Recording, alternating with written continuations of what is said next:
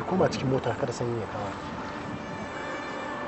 kai ma ka shiga cikin ai sanyin zai kama ka to ai ba na so rashin lafiya kama ki to ai kai ma rashin lafiyan zai kama ka ni zan yi kokari na gyara motar amma kafin nan ina so ki koma cikin mota ki zauna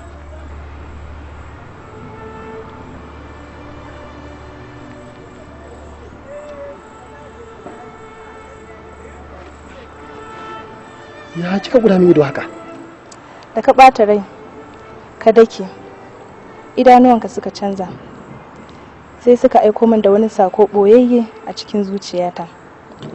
Sadiq, sanka ya huda tsokar da ke cikin jikina, ya shiga cikin magudanar jinin jikina, ya yi mamaya a cikin ɓargon da ke cikin ƙasusuwan jikina.